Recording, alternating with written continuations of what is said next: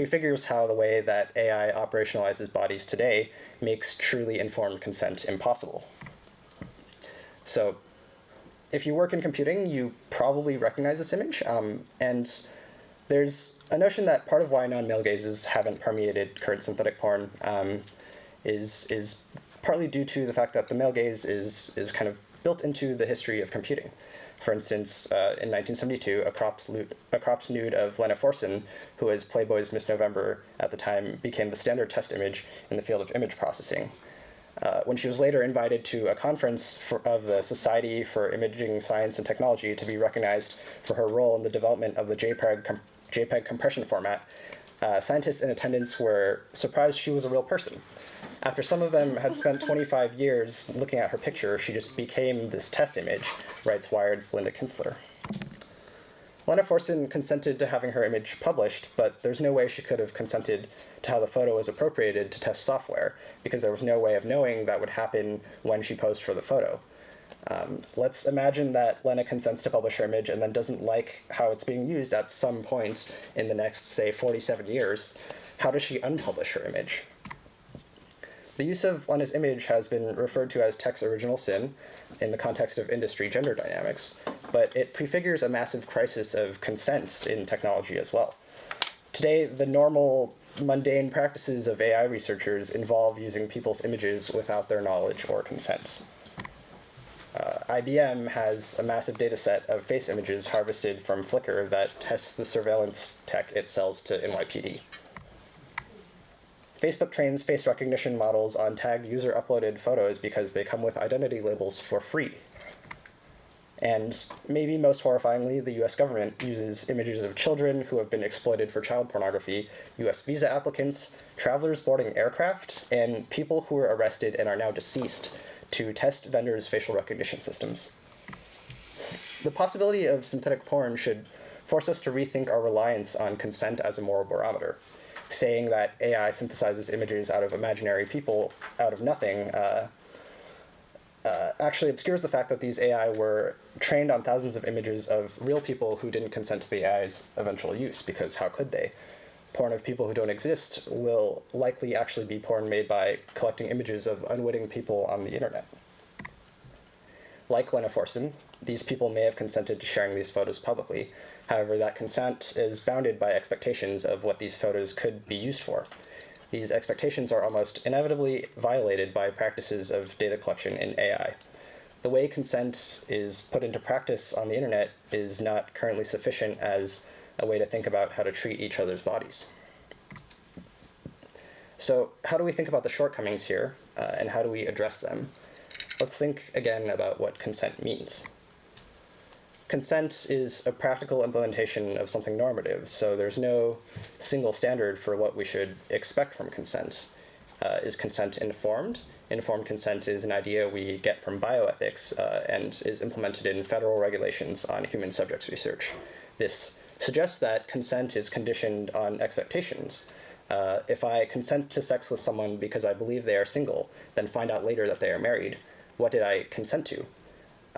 We often hear the phrase sustained and enthusiastic, which implies that people should be able to withdraw consent at any time. But on the internet, it's not like you can go delete every copy of a file from every computer in the world if you change your mind about sharing it. There's also the question of implicit or explicit. Should we need to sign a contract on the blockchain every time we have sex? I don't think so. But part of the point of respecting people's wills is that wills can change. Implicit norms are also failing us if posting a photo on Facebook with the expectation of sharing it with friends also implicitly means that I am feeding that photo to an AI. Underlying all of these ideas is the fact that consent is a way that people reason about justly entering into power relations. This is necessarily built on the trust that autonomy will be mutually respected. And autonomy here is key. People should have the right to know how their data and bodies will be treated. But not only that, people should have a meaningful ability not to unknowingly participate in practices like predictive policing or porn production that they wouldn't otherwise participate in. If consent as currently practiced can't provide that, then it has failed to meaningfully engage with the underlying principle of autonomy. Synthetic porn won't solve our problems with consent in deepfakes because the conditions of its production preclude the possibility of individuals freely making informed choices about their data. The cost of not contributing to AI is pretty much to stay off the internet entirely. In the presence of this undue influence, consent is often used by those in power to avoid responsibility for harmful consequences. Deepfakes, as currently practiced, largely envisions bodies as objects to be manipulated for the gratification of heterosexual cis men, and gives men like Reddit user deepfakes technical tools to make that happen. The men who created deepfakes regard the data which constitutes people's digital bodies as property. People's data comes from their bodies, and bodies are inextricable from personhood. People are not property. Redditor deepfakes saw the celebrities in his first videos not as people, but interchangeable faces. After Reddit banned r/deepfakes, communities hosting thousands of non-consensual celebrity videos moved to custom knockoff tube sites that are on the first page of Google search somehow. On these sites, men share and request custom deepfake porn of specific people. Now, porn studio Naughty America offers a professional deepfake customization service, creating bespoke Franken porn stars. To AI and the men who wield them, bodies, like anything, are mere pixels to be reconfigured. Distanced by AI from the bodies that produce them, images become a resource to be exploited consequence-free. AI researchers, and this includes me, need to establish norms and accountability structures which treat images of people as fundamentally different from images of objects, because bodies, as known, understood, and experienced through images, deserve to be treated with dignity. This starts with changing the fact that people who bear the costs of harmful AI are systematically excluded from its development. This is a problem that pervades across the entire field, from industry hiring and retention to graduate school admissions to the cultures of online hobbyist communities. AI researchers are driving the web toward a future where participating online means being conscripted toward practices that potentially harm others both on and offline. In a possible future, research ethics might meaningfully empower individuals' non-participation in AI without their knowledge by reframing questions in terms of autonomy and dignity, moving from is this data public to is it ours to use, from who will stop us from using this data to who has a stake in its use. We need AI researchers to think about ethics in terms of autonomy, not just consent. Thank you.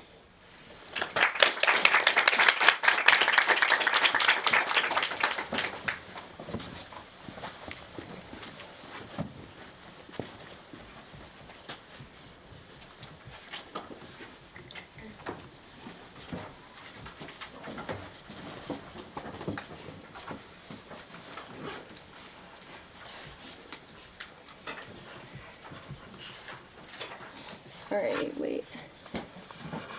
Can one of you guys help me with this? I don't... Oh, here we go. Sorry. Got it. Is that coming up? No. Yeah, it's there. Okay, amazing. But it's disappeared here. You have to, like, look over here while you do it. Oh, I see. Yeah, Okay, but sorry. you just dragged it over there. Okay. Wait, where's the cursor? It's on your other screen. Oh, okay.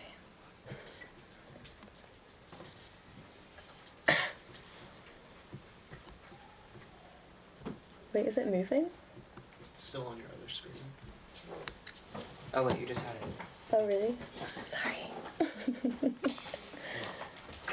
Thank you.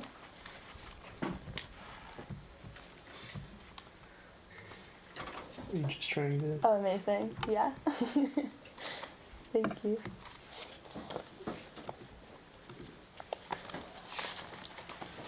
Sweet. Hi. So, like any meme, the precise origin of men are trash is impossible to trace.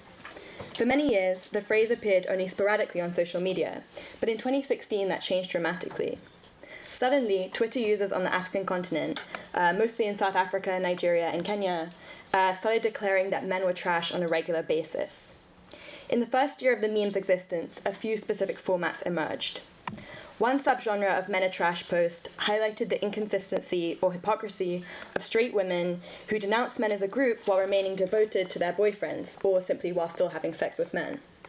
Intriguingly, these posts were made both by straight women themselves and by male detractors, like this one. who devised dozens of variations on "if men are trash, then women are trash collectors."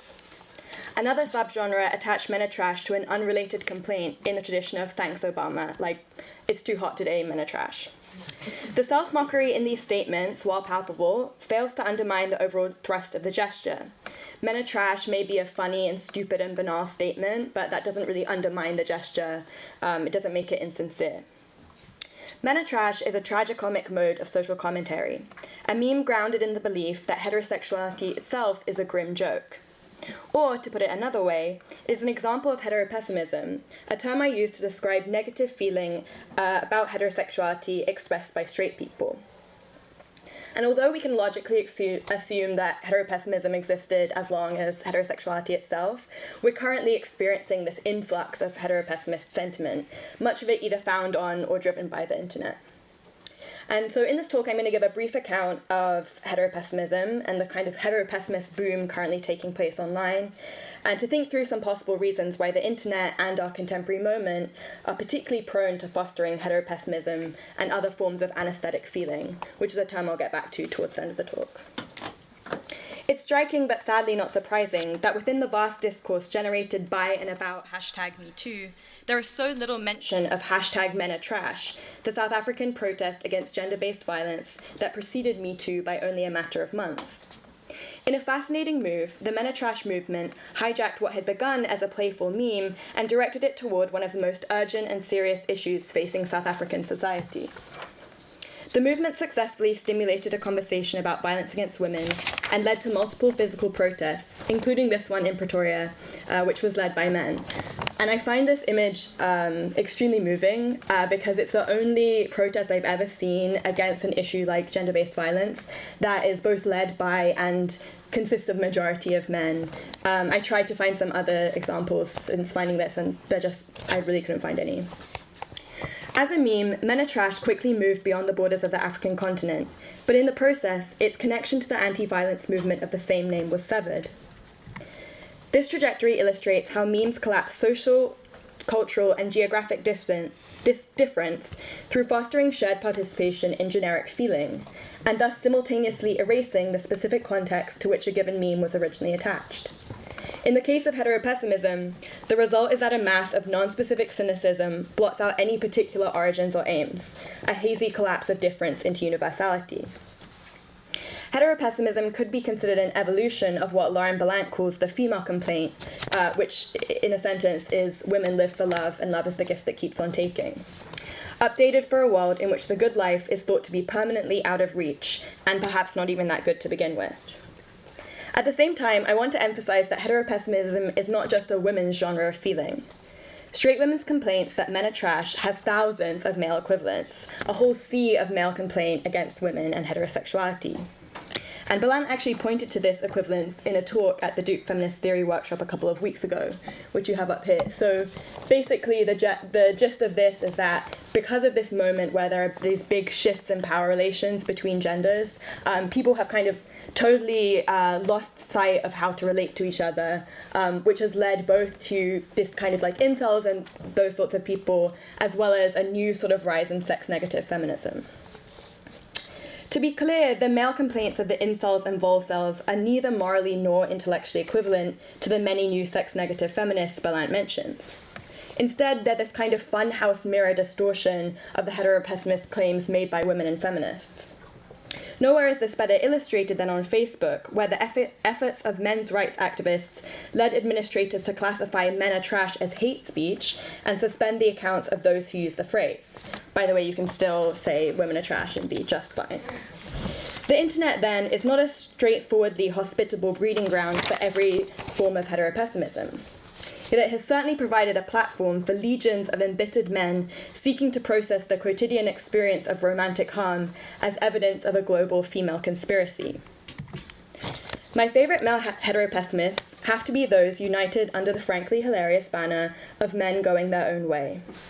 This online community maintained that women are sly, parasitic, and essentially evil, that heterosexuality is wholly beneficial to women and severely dangerous for men, and that the only solution is for men to abstain from marriage, reproduction, and, according to some, dating, sex, and even masturbation.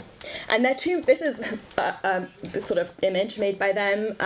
That's their symbol, that road. And their two big concerns are A, being like financially drained by women through heterosexuality, and also false rape accusations. So the result is this strange parody of feminism. Men going their own way are encouraged to form these homosocial self-care communities that will both shield and heal them from romantic pain, which is this very funny inversion of like the kind of communities that have developed in women's culture, but from a male perspective. So years before Kate Julian published her mammoth article on the so-called sex recession in The Atlantic, right-wing media platforms had already identified and begun to theorize a version of this phenomenon, which they referred to as the sexodus.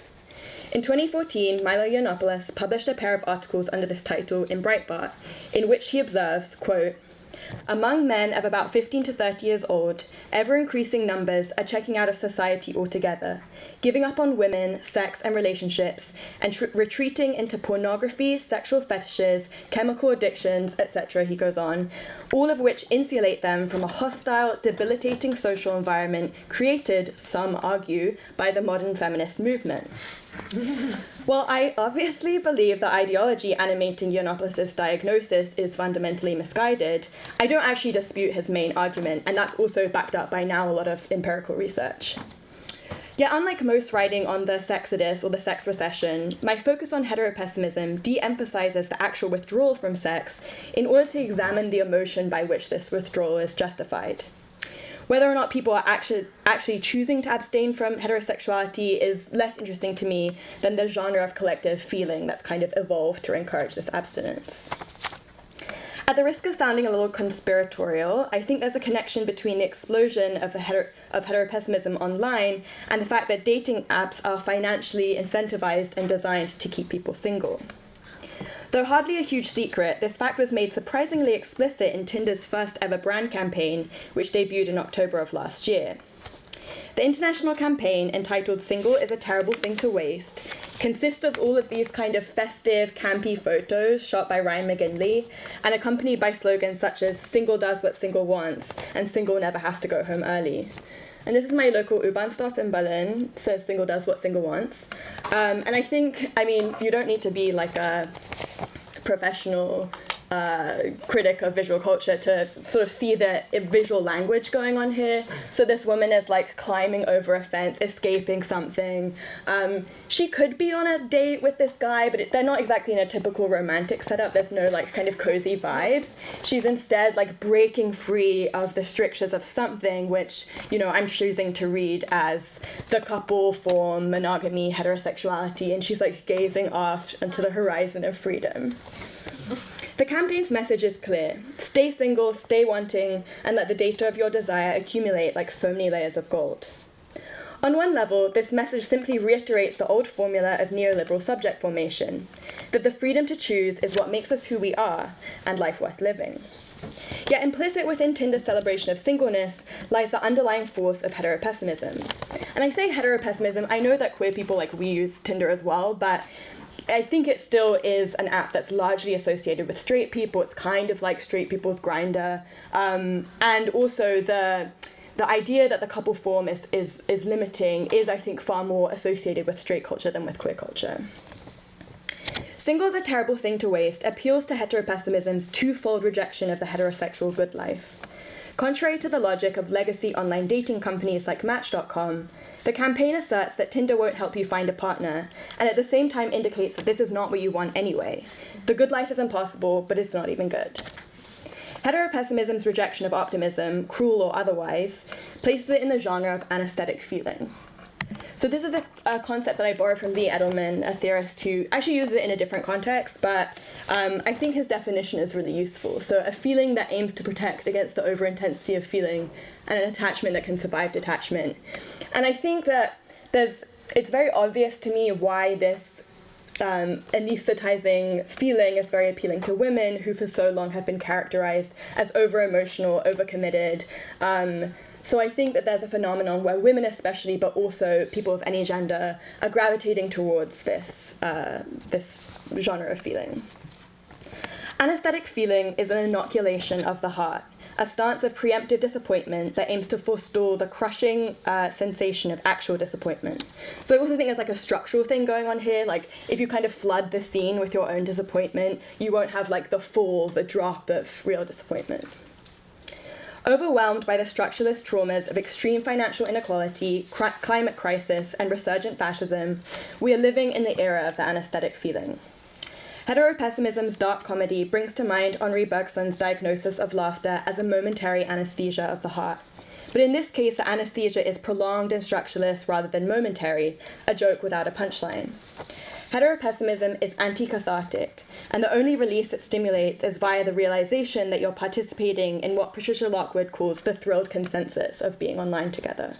There's no actual relief or resolution. It's not like within the purview of heteropessimism to change heterosexuality, which is something that I do think is a little bit problematic. Social movements such as Me Too or Men Are Trash demonstrate the frightening urgency with which heterosexual culture needs to be revolutionized. Heteropessimism might seem like a starting point of that revolution, but in reality, its anesthetizing force has had the ironic effect of stalling some of the momentum of these movements. To be permanently, preemptively disappointed in heterosexuality is to refuse the possibility of changing straight culture for the better. And I want to end with a little recommendation, which is this podcast by the writer Harren Walker. And what's really interesting is like the title of this podcast could be said in an entirely heteropessimist register, this kind of like, basically why me, like fuck this. But instead, she kind of pushes through and like actually turns it into a question and has different people come on and like these discussions about heterosexuality, about anything sort of positive, salvageable about it, as well as all of the negative sides. And so I think in this sense, she kind of like pushes through this heteropessimist like anesthesia and kind of reawakens her own vulnerability, and in doing so creates a sort of a way of theorizing how heterosexuality could, we could one day imagine it becoming something that's like not so traumatizing and exhausting to everyone. Thank you.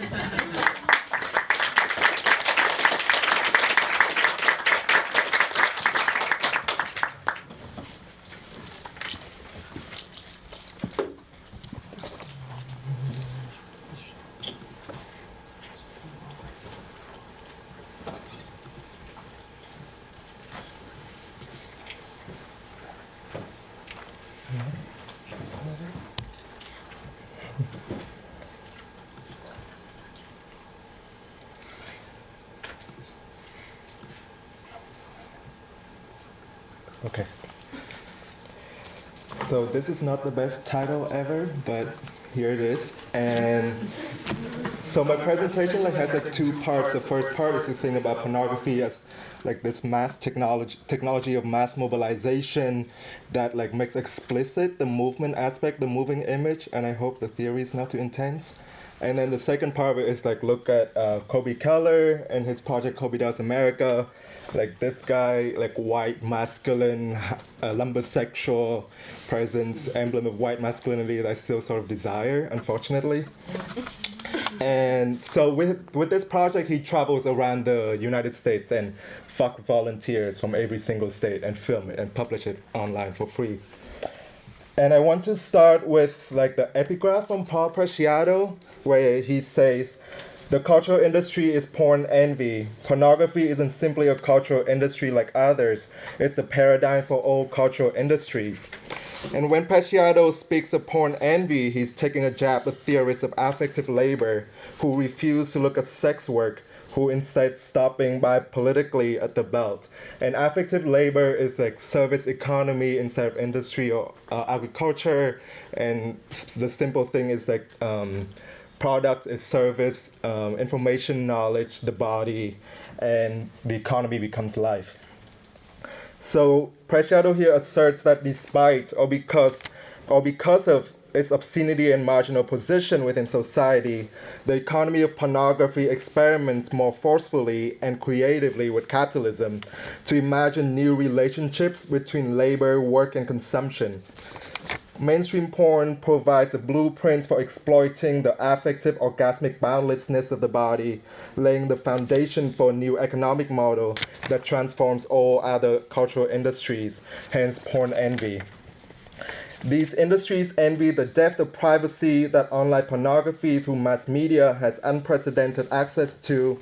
They envy the involuntary masturbatory and ejaculatory response that pornography can incite in the viewers' bodies. They envy the visceral pleasure effects that keep the consumers constantly excited but never satisfied, frustrated, and thus always coming back for more. Porn envy perhaps can be summed up in one word, which is movement. The irresistible pseudo-orgasmic movement of the individual masturbating body, the repetitive motion of the intercoursing bodies, and the incessant circulation of the global bodies whose orgasmic potential and sexual imagination have been exhausted by pornography. So I would say that pornography should be examined as a choreographic technology that moves the body in a prescriptive manner and in turn extracts normative pleasure for capital. I want to shift the definition of porn away from its visual content and representation, this I don't know what it is, but I know it when I see it, thing that haunts our cultural imagination, and toward this physical capacity to excite the body, and particularly of draining out the patriarchal cum shot.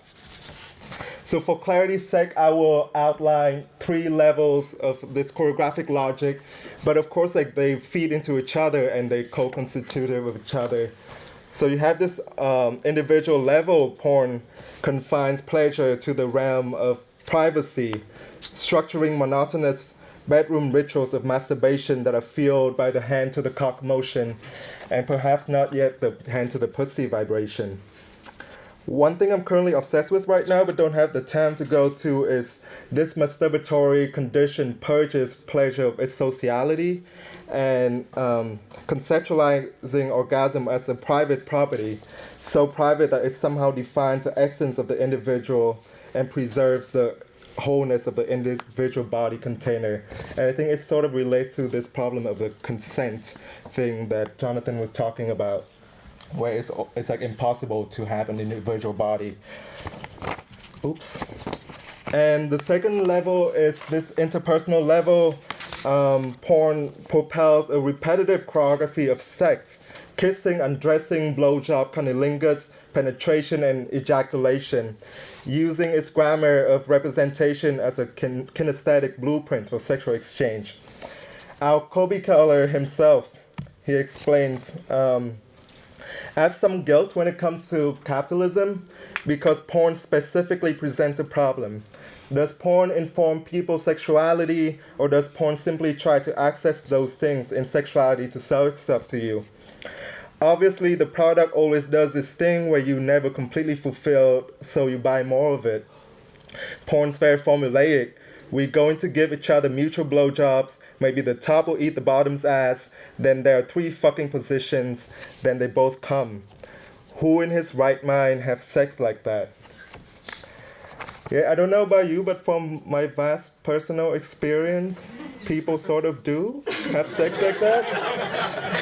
And so I think what Keller outlines here is like a choreography of sex, like a script for the actor to follow, and then the consumer follow that script. And here lies the intricate relationship between the representation and the real, between the moving image and the moving body. There's no longer a rigid line between the fake on the screen and the real in our human body-to-body physical relationship. The image depicts the moving bodies as much as it moves the body and conditions the reality of the bodies to the norms of the depiction. So at stake here is the production of normative pleasure that turns the body into a field of kinetic orgasmic information to be endlessly excited and exploited. And we zoom out onto the third abstract social level.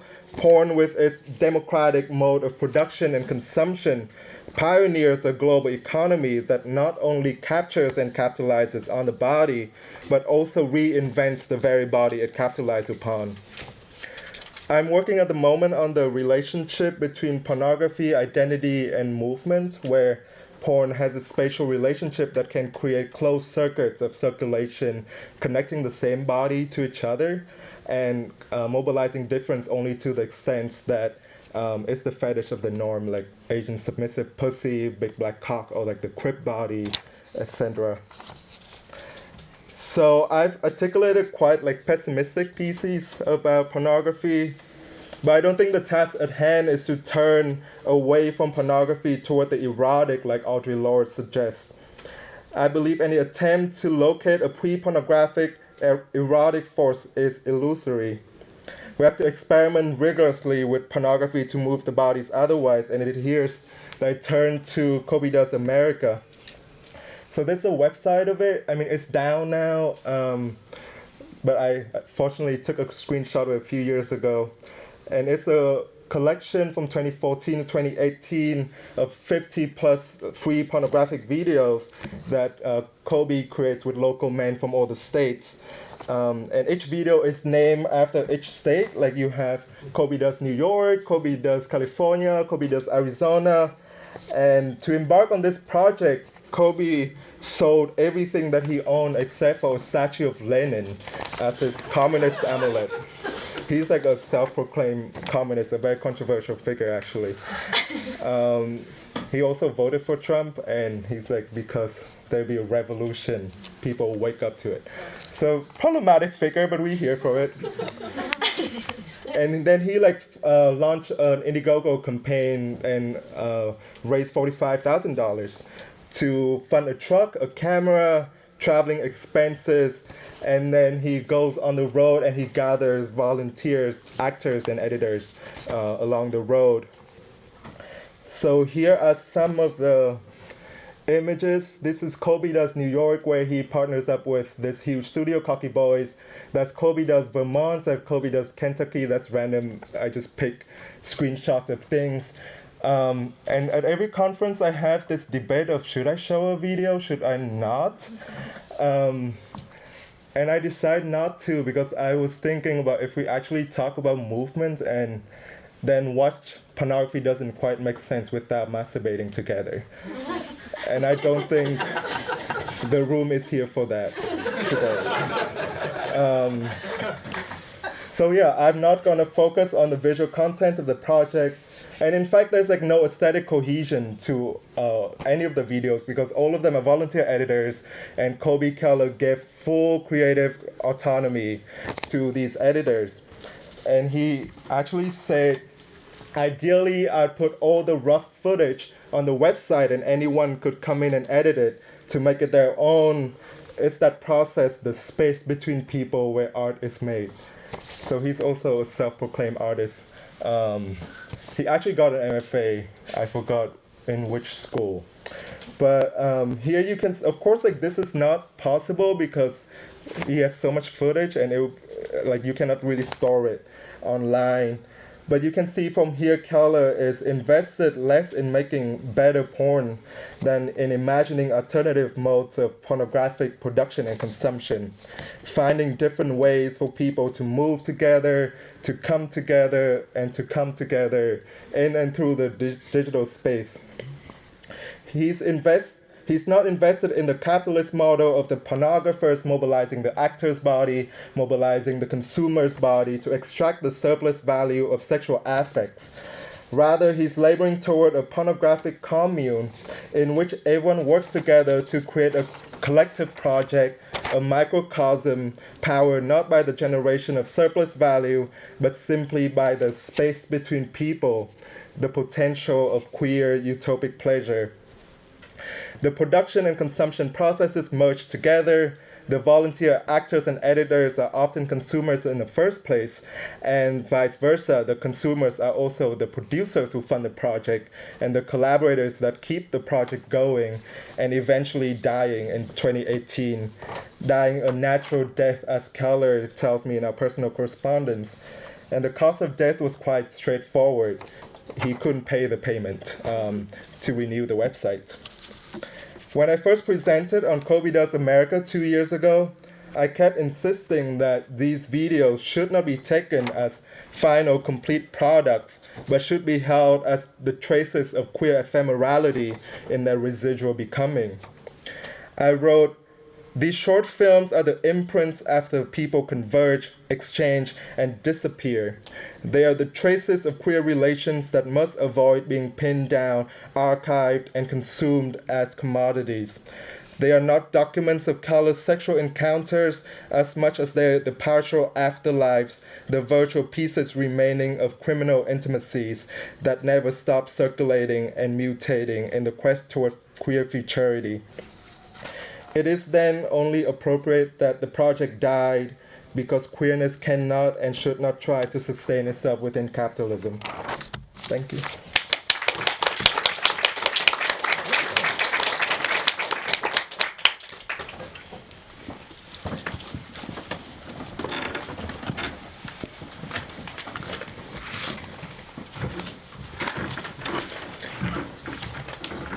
So we have a good 15 minutes for questions.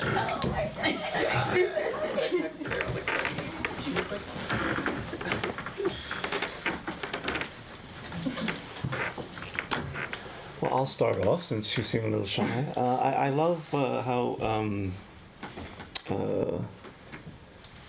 Blunt and Daly started off by saying that they are actually being trafficked because you're here for free, and I love that. I love how you showcase that, because academia relies on a lot of intellectual exploitation.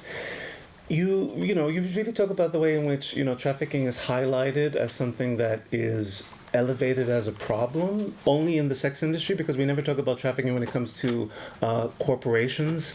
The majority of seafood is fished by literal slave labor. The World Cup stadiums in Qatar are built by almost slave labor. I mean, so sexuality is elevated as a problem in order to suppress other problems. Also, Indiana, you speak of the same thing. I mean, people aren't having sex, and they say, yeah, people aren't having sex, but it's not sex fault. It's the fact that people are being overworked. They can't get it up because capitalism is literally suppressing them. It's unbelievable. And then even with Jonathan, we talk about this issue of consent in order to elevate, consent as far as sex is a problem, but as far as corporate taking over of your imagery, that's not a problem, that's just natural. So I'm interested in maybe just hearing your thoughts in the way in which rhetoric is elevated around sex in order to suppress sex, yet it's also elevated to show that, no, all these issues of consent, of getting it up, of trafficking, it's only a problem when it comes to sex. So I'm interested in the way you play with the levers of rhetoric and how sex is used around that. Well, I think we touched on it a bit in our talk, right? Just about how we can all agree that sexual trafficking of children is not good, right? But leveraging that rhetoric or that sentiment to target unsavory communities is what we were specifically talking about, right? So people that are at those intersections of queer identities, people of color, and sex workers, and then when you are occupying all three, the crosshairs are on you, and it's being, then the movement is through that, we all know trafficking children is bad, and it's happening on Tumblr or Instagram, where we're just also conducting our business. And I think it's like thinking about it as a form of propaganda making, the way that human trafficking has been sort of pushed into the mainstream is an important thing to be aware of. How did human trafficking become an issue, and especially when the majority of trafficking happens actually in the agricultural landscape. And that's the reason that this passed 97 too, is because no one wants to stand up against a bill that's supposedly protecting victims of human trafficking. And I think sort of teasing apart this idea of like the empowered hooker and like the trafficking victim, and letting us have complex experience that sort of span choice, circumstance, and coercion, and letting sex workers share their stories and elevating sex workers as the experts of their own lives is a really important step in countering that narrative. And I also think all laws that criminalize sex work, like whether it be through like carceral policing or platform policing, directly impacts women's ability to make money. So it's interrupting our ability to like accumulate capital and take care of ourselves. So like to me, that's like a lot of what's behind this legislation. It's the criminalization of queer survival and women accumulating resources. Some of the first business owners in this country were brothel owners. And a lot of the early adopters of all of these platforms were sex workers, especially in the financial sector. And so what we also see is a lot of these platforms using our business to build using our like usership to build their businesses and then kicking us off when it's no longer convenient for them. Just to add my perspective on that, like there's a way in which you could think of like synthetic porn, for example, as an automating away of sex work. And so there's this like kind of question of like, I mean, this is going to happen in all different kinds of sectors where people's images go to work, basically. There's already an example of a Chinese news agency where one of their news anchors is now a deepfake, and his deepfake gives the news. He will be giving the news long after he's dead or not working for the station. And this is like peak alienation, right? Like you're not even, like you're like dead, but you're still creating profit for like the technician or whoever is like operating the image of your body. So, yeah. I think in my case, this question of like, you know, we're living in this weird moment where like sex is still, I think a lot of corporations are still operating along the ideology that, you know, like sex sells, like coupledom sells, like the heterosexual good life sells. And we wish like I was shifting away from that now, and I actually think that it's been something of a crisis for some companies who are like wondering how to, who are relying on that model to access particularly young people, and are now realizing that like that's not working because Gen Z and millennials like aren't interested in sex or claim not to be and aren't having sex at the same rate. But instead, like I don't think it's not like a withering away of discourse about sex at all. Like instead, I have noticed, and what I was trying to describe was this like kind of massive growth of pessimistic and cynical statements about heterosexuality in particular, and that's been missing from a lot. I mean, weirdly, it's kind of there more in the right-wing analysis. Like, it was kind of missing from that Atlantic article, which I think overall just gave this very oversimplistic analysis of why, you know, it's like people aren't having sex because they're staying at home on their computers, and like, sure, that maybe a tiny bit, but that really does not describe the full picture, particularly because, you know, as Kate Julian like mentioned in that article, she said it's like largely a heterosexual phenomenon, which seems pretty key, especially considering that Gen Z and millennials are self-describing as queer in record numbers. So I definitely was like really seeking to frame this not as a withering away, not just a withering away of something, but as actually like an enormous growth of a genre of kind of like complaint and hopelessness about heterosexuality, which is something that I think falls out of view because it's so naturalized, and in a way even the genre of complaint is pretty naturalized because it has this long history but just new forms right now. Yeah, I mean, you can't have sex because you're too busy in the gig economy driving Ubers around. And Anh, one of your slides says that, you know, Colby Keller's pornography is in the service of capitalism. I mean, just to be contrarian, you can say that about everything. But the New York Times recently came out with an article that said they finally fixed porn with this idea of the OnlyFans and the users generating their own videos, posting them online, and then getting the money directly from the viewer of the pornography. That's in the service of capitalism, but it does fix this ideological problem that anti-pornography people have had, that the performers are being exploited. So I wonder, can this service of capitalism, within the context of something like the editing of the Colby Keller videos, which is open to everyone, the volunteer nature of people who are having sex with Keller, and the OnlyFans economy, where performers are literally connecting directly with their viewers. Can that solve some of the problems of capitalism within capitalism? I know that's messy, but I'm just interested in your thoughts on that. I mean, first of all, like, it was funny how this project preceded OnlyFans for like a few years, and so I find interesting how it's always like at the margin, people experiment and then it's get co-opted into the center and make it into OnlyFans.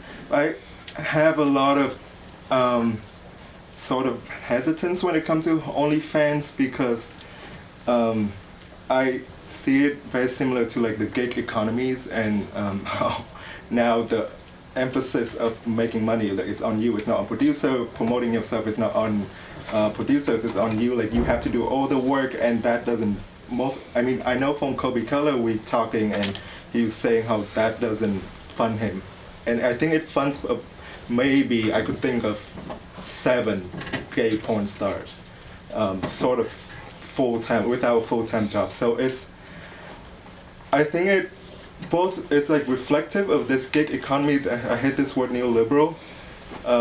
Emphasis on the individual, but also it like this, again, fierce experimentation with how to exploit the individual at once with OnlyFans. I also think with the OnlyFans, like, it's great that it puts like sort of like the means of production and distribution into the workers' hands, but the platforms that process adult transactions take a 30 to 40% cut, which is like, that's a pimp. They're taking money from us, and we are barred from using regular financial services that take a reasonable cut. Not that they should be taking any, but we can't use these technologies. We're like just kicked off one after the other, and then the ones that we are able to use are predatory. So I don't know. Yeah.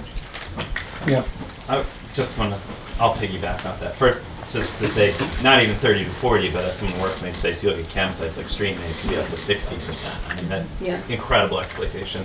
But also, I just want to say, hey, let's look at what's going on in England, where MindGeek, the parent company of Pornhub, is now partnering with the government to be the gatekeeper for all of the porn and to verify who can access and who can't access porn. So there's also this, we're seeing a model there of like a state private partnership, which gives MindGeek, which already is a company that anyone who's worked in the industry knows has ravaged the industry, and this incredible monopoly over labor and the entire industry. I think that's actually worth responding to in terms of like, we're talking about OnlyFans, but really, like, I think we can't not talk about tube sites, because that, I think, is actually the bigger trend that's going on and continues to be. Yeah, they're making billions off of free pornography. The way that this huge monopoly MindGeek makes money is that you click the free video, and then if you join, they get a percentage. But it's the idea of the free pornography is certainly an illusionary term. Anyone else? Yeah. A question for Daly. I guess maybe also for Jonathan as well. Also for Daly.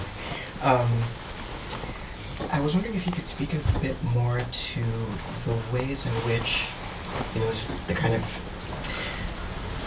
using this human trafficking, or like our particular idea of human trafficking, as the inspiration for SESTA kind of like requires and reinforces this kind of binary between like what bodies are like worth protection and what bodies are disposable.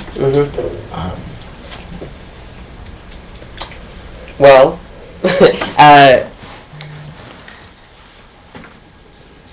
yeah. So when, like I just mentioned, right? Like children, like we don't. We're like fed this image of like that beautiful little Aryan child who's like potentially being trafficked, and so like therefore past SESTA, and like they could grow up to be Amy Schumer, who was like like canvassing for SESTA. Sorry, that say I am Jane Doe. Right. And so like as I think as we touched on a couple of times during our presentation, like we already know which identities or types of bodies are deemed unsavory by the state, and we're very intentionally not fed that. So that's why we'll get, you know, the Amy Schumer baby when Ashanti Carmen is shot down in the street. Is that kind of what you're talking about? Yeah. So, trans bodies, black bodies, women's bodies of a certain type are deemed unsavory. And I think all of the like racialized and transphobic forms of policing that happen on the street are exactly what's happening on the platforms. Like the same people who are being arrested for walking while trans, or who are being arrested for having like 3 condoms in their pockets and sent to jail. Those are the same people who are being kicked off the platforms at a higher rate, and also the people with less resources to fight back. So like a white, traditionally beautiful worker who has access to legal help might get their platform back if they're kicked off of Instagram, whereas someone doing like more queer survival sex might not have those resources. And it was what, like 4 or 5 years ago that it was officially decriminalized to carry too many, in New York State at least, or New York City. They still are. Oh, I know, yeah, where like if you carry too many condoms, you're deemed a sex worker, right? It's like the intent to distribute your pussy. And like, although that was decriminalized, like it is still very heavily policed, right? Which is why we still have like that, like you said, walking while trans. And so it doesn't matter what the law is, especially like with the terms of service. Like it doesn't matter what the terms of service are if we're gonna still be like policed and kicked off platforms for not violating them. And Instagram was the first one to just like 2 days ago come out and say that they shadow ban people, which they didn't use that terminology, but it's been like denied by platforms that these like algorithmic curations are happening, which I feel like acts as a form of gaslighting to community, as well as like a structural gaslighting of us being told that this isn't happening while we know that it is, and no one's listening to us or talking about it. And it's like harder to pinpoint exactly which bodies. Like we do know like trans bodies and black bodies, right? But then there are like just other types of bodies that it's harder to distinguish. So if you see like a woman with particularly large breasts that is walking with them exposed, she's a whore, right? But like she may look like an Amy Schumer type, but it's sort of like what you were touching on before, where it's like you know it when you see it. That is used for porn, right? I think the same is very much used for bodies. We know it when we see it. I know a whore when I see her. And it's not just affecting people who do sex work. And I also feel like with the Instagram influencer who are also like turning tricks on the side, like who is a whore is an interesting question. One more round of applause. Thank you.